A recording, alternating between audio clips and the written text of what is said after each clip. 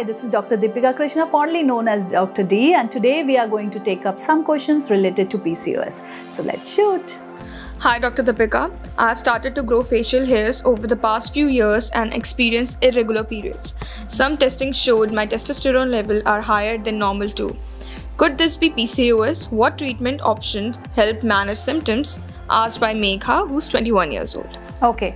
So firstly, Megha, as you know that PCOS generally occurs, it has been, most of the time it is seen when, during the age group of between 16 to 25 and to 28. So you are among the highly susceptible, age group of PCOS, and the symptoms which you are telling me, facial hair and your increased testosterone, it might, it directs towards PCOS. It can be PCOS. However, firstly, I would like you to, change your lifestyle, improve your food habits, eat healthy, nutritious food, eat lots of green, that is the best you can do, and get good quality sleep and avoid certain kind of stress. If that helps you, then definitely you can manage on your own, and if it lasts for a longer period, then you can seek a help of a medical consultant.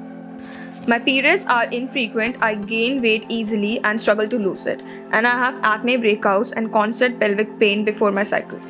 Do I display classic PCOS signs? Are my fertility or future health at risk if I don't treat it? Asked by Rithi, who's 31-year-old. So firstly, do not worry about so much, definitely everything has a treatment, and particularly if you doubt that you have PCOS, which, just having acne and pelvic pain doesn't indicate that it's PCOS. We need to have more testing, we need to get more testing done to get through a thorough understanding. So firstly, do not overthink about any major condition. Secondly, have some magnesium, have some good iron if you're feeling extremely exhausted and you're having pelvic pain or certain kind of uneasiness. Magnesium does help in these kind of situation, and if the situation lasts for a longer time, you know what to do. My ultrasound revealed numerous small cysts on my ovaries, and I was told I may have PCOD.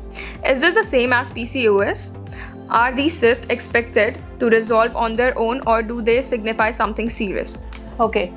Firstly, I will appreciate you being aware of your health and getting the ultrasound done. I hope it has been recommended by a doctor. Now, it's very important to understand the difference between PCOD and PCOS. I hope you go and check out my detailed episode, which the link is attached here, about PCOD and PCOS. In short, PCOD is polycystic ovarian disorder, and PCOS is polycystic ovarian syndrome. A syndrome is when it is a complication of a lot of other problems. The disorder can be managed on your own as well. Yes, whoever has told you it can be diluted, it can be dissolved on your own, it is true. A lot of this situation, if the cysts are not many, it gets dissolved on their own by taking care of good nutrition, good lifestyle, good sleep, and following a healthy routine. However, if the situation lasts for longer, or it has been overlapped by other problems like gaining weight, facial hair, HbA1c variation, then you need to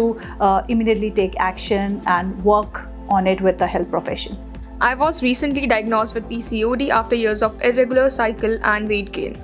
Dr. Krishna, is it possible for oral contraceptive pills or dietary changes alone to treat my hormonal imbalance? Please advise on expected outcomes. Asked by Simi, who's 35 years old.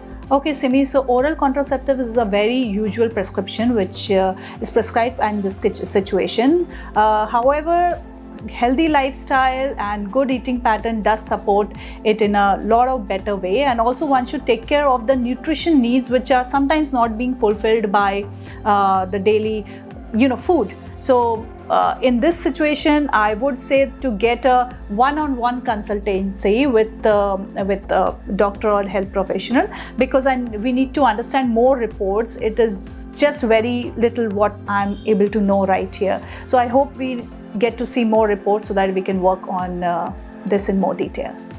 My relative has PCOD, and I was reading up on potential long-term health risks like diabetes and endometrial cancer. How can we prevent the progression of this condition?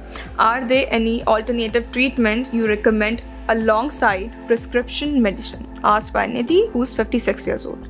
So Nidhi, PCOS and PCOD, they they come up with these kind of complications like you already mentioned, endometritis, endometrial cancer, diabetes. All of these problems happen later in life if one is not able to treat the PCOS or take control of the PCOS right at time. That is why so many times we feel okay, ठीक है, PCOS है, कोई medicine ले लो, doesn't matter, हो जाएगा, देख लेंगे. But later in the life, once you are in your early 30s, then the problem really starts to show up, other than the facial hair and the weight gain. Then one really deals with a lot of problem with reproductive system as well. So to avoid the situations like this, we need to work on your health immediately. So I hope these answers were helpful to you. So please see that PCOS and PCOD requires immediate intervention, immediate attention,